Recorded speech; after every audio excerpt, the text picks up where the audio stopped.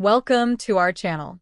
7-round Packers mock draft 2.1 Revel in this selection. Green Bay, Wisconsin cornerback, should have been a strength for the Green Bay Packers. Jaire Alexander couldn't stay on the field. Again. Eric Stokes failed to make any plays on the ball. Again. The Packers lost their final 3 games of the season. Alexander missed them all due to a mid-season knee injury, and Stokes played 39 snaps, 34 at Minnesota in Week 17, 5 against Chicago in Week 18, and 0 against Philadelphia in the playoffs. While Keisean Nixon and Carrington Valentine did a nice job in holding down the fort, the Packers weren't eliminated from the playoffs because of their corners. It's time to make a big move. Here is our second 7-round mock draft of the year. First round, East Carolina CB Shavon Revel. The Packers went into the playoffs with Keisean Nixon and Carrington Valentine at corner and Javon Bullard in the slot. None of them are 6 foot tall, which is a potential problem against the NFL's many 6'3" receivers. Enter Shavon Revel, who is 6'2" and 200 pounds. Revel allowed a catch rate of 44.2% in 2023, which set him up to be a first-round draft pick. After intercepting 2 passes in the first 3 games of 2024 and allowing a 38.1% completion rate, Revel suffered a torn ACL at practice. The bad news is he missed the rest of the season, including a chance to compete at the Senior Bowl. The good news is the injury happened so early in the season that he should be ready for day 1 of training camp.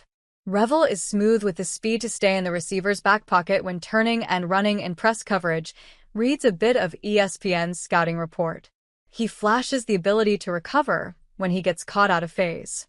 His burst and ability to close jumps out on tape, and he has the frame and length to compete for 50-50 balls.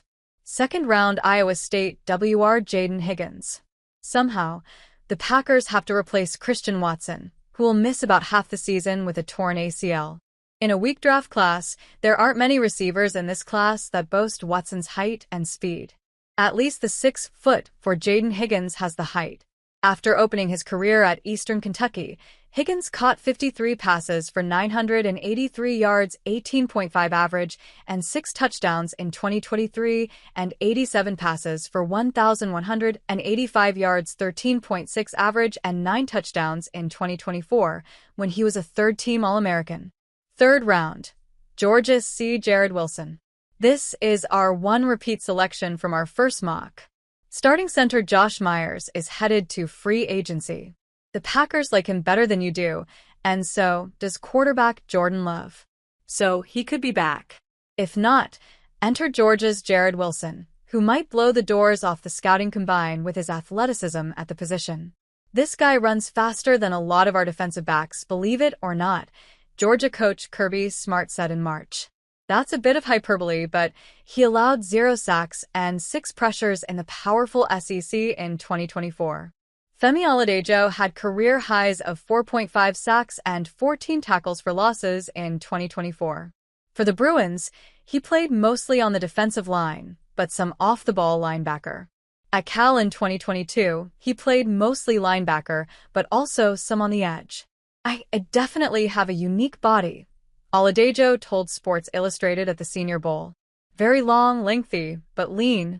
I played Mike linebacker my first 3 years, so I have the mindset of a Mike backer. I know what's going on around me. Now I'm an edge, and I can use my power, my speed, my explosiveness. Fifth round, Indiana DT CJ West. With TJ Slaton headed to free agency after starting every game the past 2 seasons, the Packers might need to add one player. CJ West was a 35-game starter at Kent State before moving to Indiana for his final season. He had 2 sacks and 7.5 tackles for losses among 42 total stops for the Hoosiers, including season highs of 6 tackles and 1.5 TFLs in the playoff loss to Notre Dame. After a big week at the East-West Shrine Bowl, he told the Draft Network, "I'm a violent player. Violence stands out on my tape. It makes me different. I'm a violent player at the point of attack. I rely on my get-off as well. I get off the ball really quick and don't give offensive linemen a chance to decipher what I'm doing."